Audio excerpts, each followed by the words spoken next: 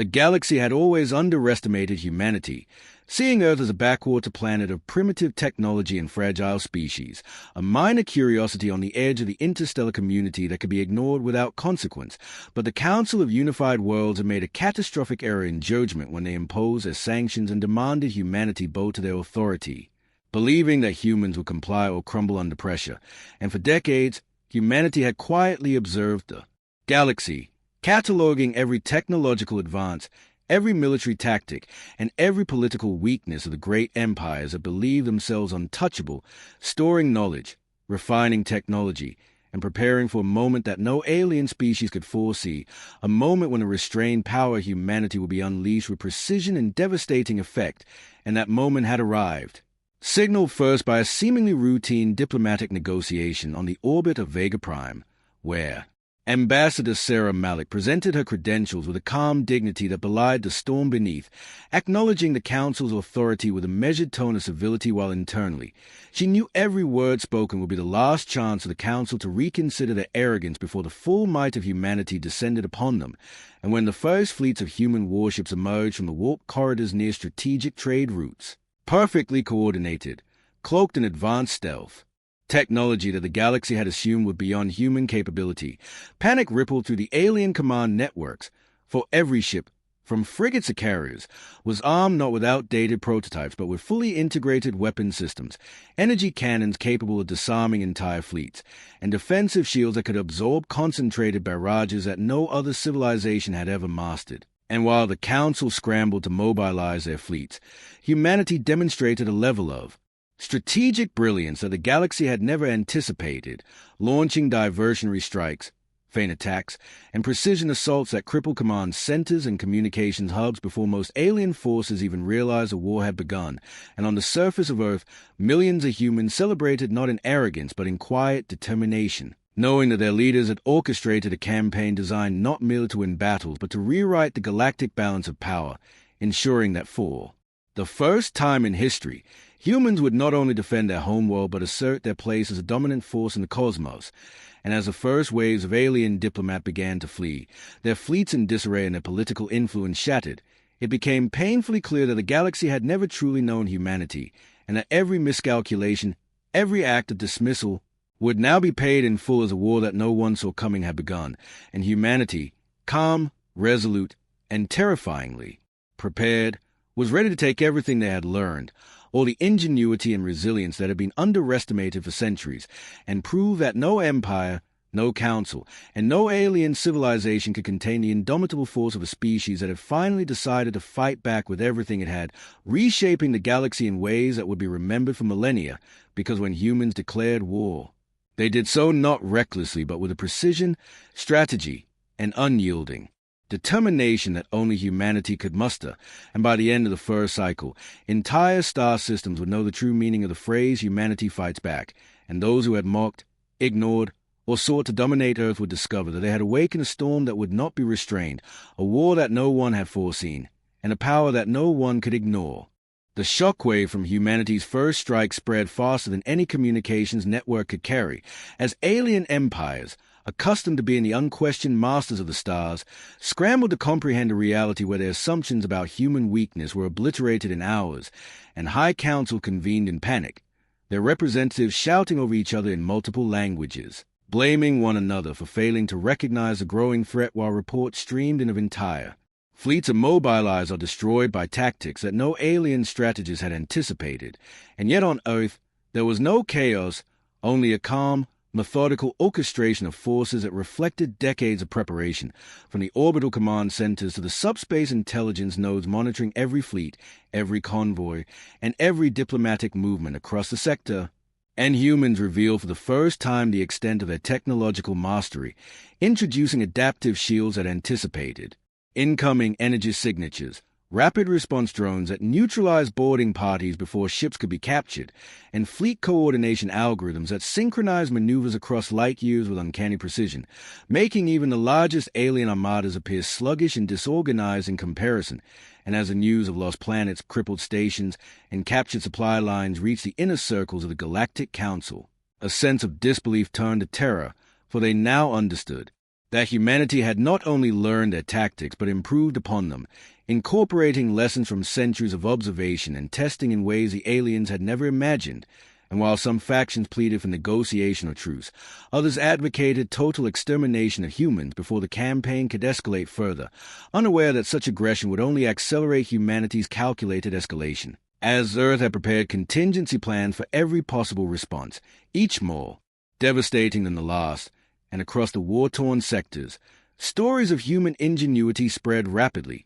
from small rebel worlds saved from occupation by precision strikes to industrial hubs reclaimed without a single civilian casualty, demonstrating a balance of efficiency and moral clarity that confounded every alien ethicist. And in orbit above Korath Prime, Admiral Ortega directed the deployment of human task forces with a calm authority that contrasted sharply with the frantic alien. Admirals, his voice transmitting across command channels, giving orders that seemed impossibly audacious, yet executed perfectly, as fighters weaved between missile swarms, capital ships repositioned to cut off enemy retreats, and alien warships, despite their numerical superiority, found themselves ensnared in traps of strategy and deception they could neither anticipate nor counter. And back on Earth, civilians followed the campaign with awe rather than fear, understanding that humanity's fight was not born of vengeance but of necessity, a declaration that the galaxy could no longer treat Earth as a backwater, that the species they had ignored, mocked, and underestimated would now define the rules of engagement. And with each victory, humanity gained more than territory. They gained leverage, information, and the undeniable proof that when humans chose to fight, even the most advanced civilization could be outmaneuvered, outsmarted, and outclassed, setting the stage for a war that would become legend across the stars and mark the beginning of an era where humanity would no longer hide in the shadows but assert its place as a galaxy's decisive, unpredictable, and unstoppable force. The war escalated faster than anyone in the galaxy could have imagined, as humanity's fleet struck simultaneously across multiple star systems, demonstrating not only superior coordination but an almost uncanny understanding of alien psychology and strategy, anticipating every counterattack, feint, and diplomatic maneuver with precision that left even the most seasoned commanders questioning their own judgment. And on the front lines, Captain Elena Vasquez led a strike group through a contested sector, navigating asteroid fields and ion storms with intuitive skill while coordinating with orbital artillery and drone swarms to neutralize enemy defenses, her crew executing maneuvers that would have taken other species weeks of calculation in a matter of seconds. And in the political chambers of the Vraxian Hegemony, panic erupted as ambassadors and generals realized that human assaults were not random acts of aggression, but a carefully choreographed campaign designed to expose weaknesses, sever supply lines, and dismantle the structural integrity of entire fleets, with each human victory spreading terror and awe across star systems that had long assumed invincibility, while on Lysaran Prime, scientists and engineers working under the Earth Directorate unveiled new weapon systems capable of manipulating gravitational fields to disable alien engines mid-flight, disrupting formations and forcing retreats without a single loss of human life. And as reports of these unprecedented technologies reached the Council, debates turned into accusations, accusations into threats, and threats into frenzied orders for total mobilization. Yet every effort was met by human countermeasures that had already anticipated escalation, revealing humanity's tactical depth, adaptability, and willingness to exploit every miscalculation. And amid the chaos, ordinary humans, pilots, engineers, and civilians mobilized into auxiliary defense units, proved invaluable, their ingenuity and courage turning minor skirmishes into decisive victories, rescuing occupied worlds, evacuating colonies under siege, and neutralizing sabotage attempts with a combination of creativity, teamwork, and audacity that no alien culture had ever experienced. And in one of the largest engagements to date near the Hellion Rift, Admiral Ortega personally oversaw the deployment of the Omega Fleet, a coordinated force of capital ships, stealth bombers, and autonomous drones that converge on a coalition of 3 alien empires, cutting off reinforcements and isolating their flagship in a trap that rendered their technological superiority meaningless. And when the flagship's command systems were finally overridden by human hacking units, the alien admiral's expression reflected the dawning realization that humanity's strength lay not in raw numbers or brute force, but in adaptability, intelligence, and a unity of purpose that no empire could match. And as Earth celebrated another Victory with quiet pride rather than boastful triumph. The galaxy began to understand that the humans had rewritten the rules of war entirely, turning every misjudged threat into an opportunity,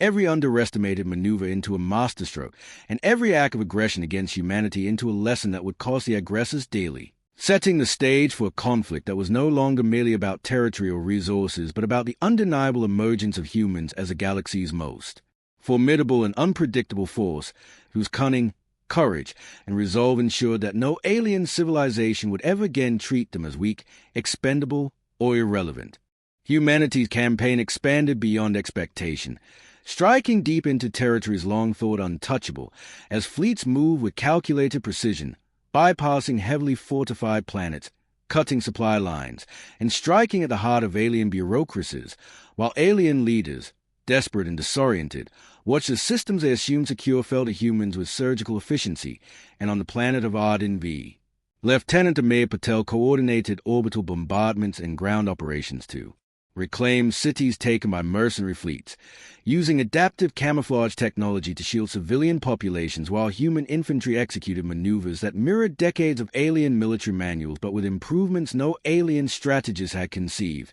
and as the news spread across occupied sectors, hope returned to oppressed species, who began to rally behind humanity not merely as liberators but as exemplars of ingenuity and resilience, and simultaneously, the Council of Unified Worlds convened an emergency session where alien representatives, trembling with fear, argued over whether to negotiate, surrender, or escalate further. Yet every proposal failed because humanity had anticipated every contingency, having studied alien political structures and decision-making processes with meticulous attention, ensuring that even diplomatic overtures were countered with subtle leverage, strategic positioning, and displays of controlled power. And aboard the flagship Invictus, Admiral Ortega oversaw the integration of experimental gravitational torpedoes and autonomous fighter wings that could coordinate attacks across multiple star systems simultaneously, creating battle scenarios that no alien commander could anticipate. And while some alien fleets attempted to regroup or launch surprise offensives,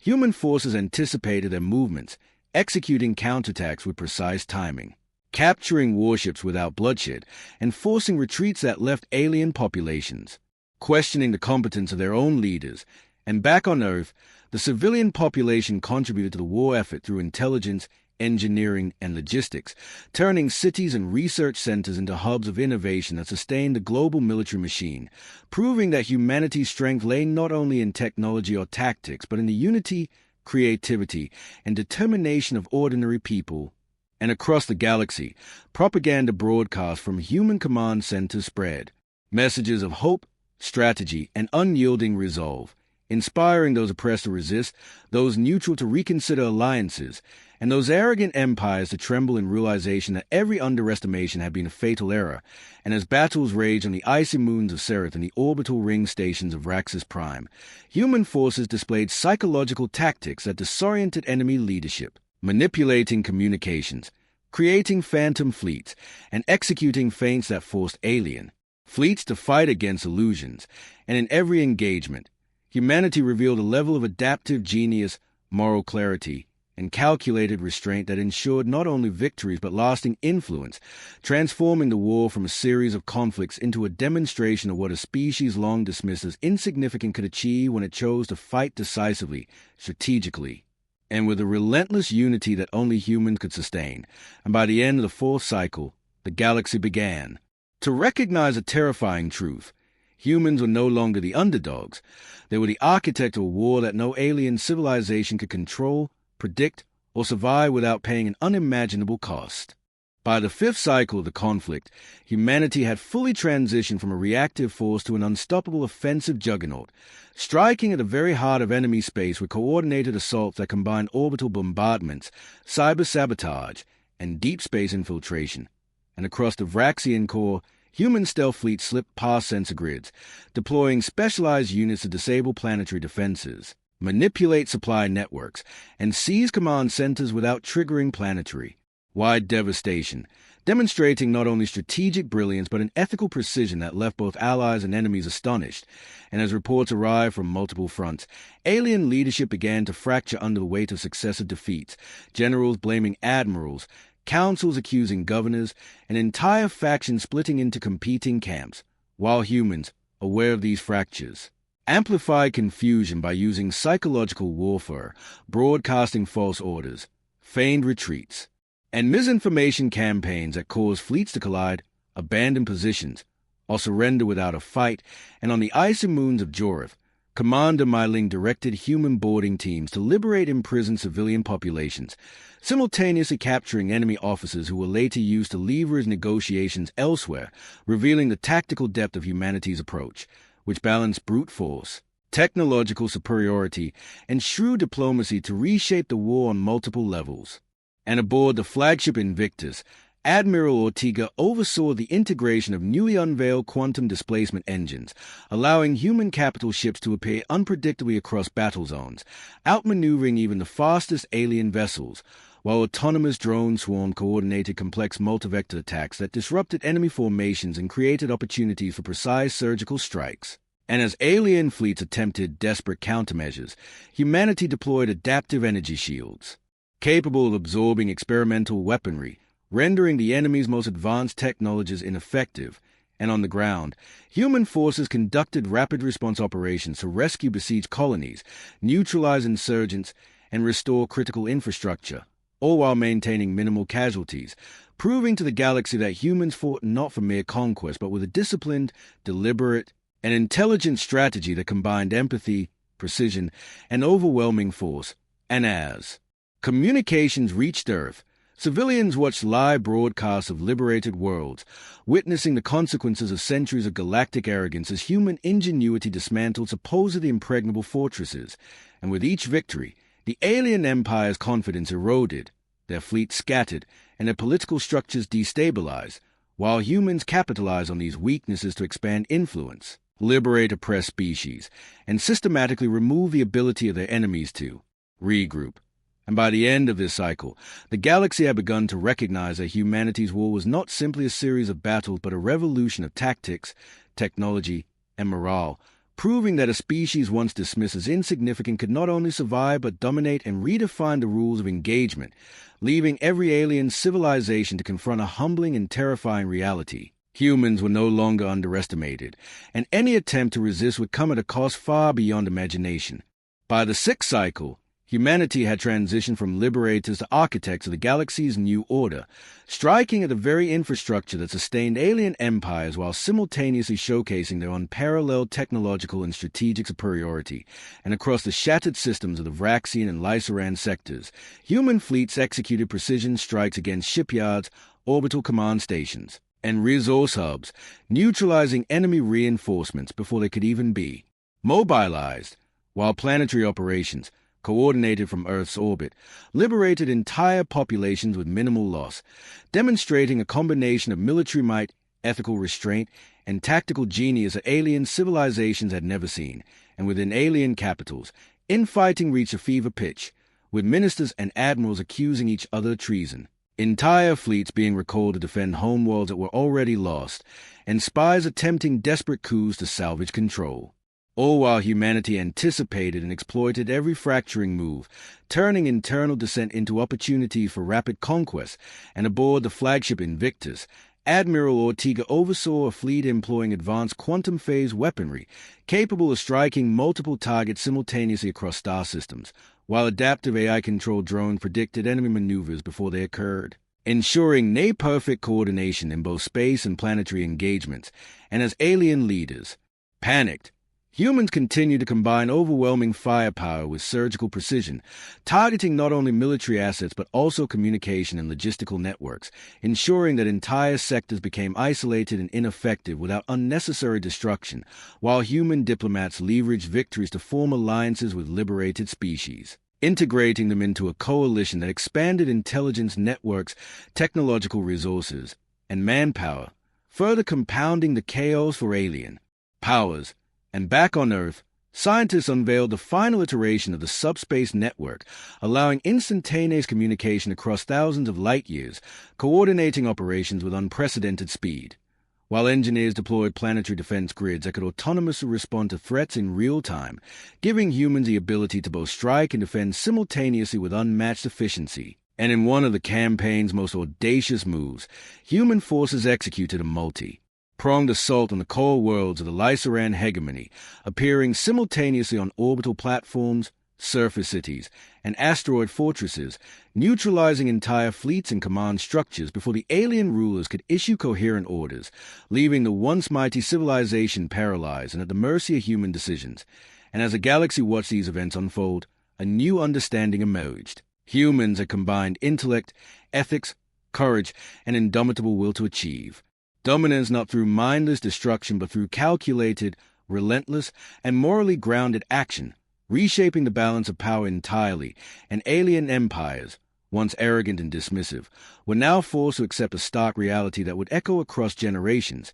Humanity had become the decisive force in the galaxy, a species whose ingenuity, resilience, and unity could not be contained, whose strategy was flawless, and whose moral clarity only amplified the horror of their power, ensuring that when humans decided to fight, the galaxy would never forget the consequences. The final phase of humanity's campaign unfolded with unparalleled decisiveness as human forces, now fully integrated across every system they had liberated or targeted, launched simultaneous strikes at the remaining stronghold of alien empires, and across the Vraxian Core, the Lysaran Hegemony, and fractured factions of the Core Collective. Fleets that had once seemed invincible were systematically dismantled, their command structures annihilated, and their fleets rendered impotent, while human admirals, generals, and strategists coordinated operations with near-omniscient precision, exploiting every weakness, adapting to every maneuver, and turning desperation into opportunity.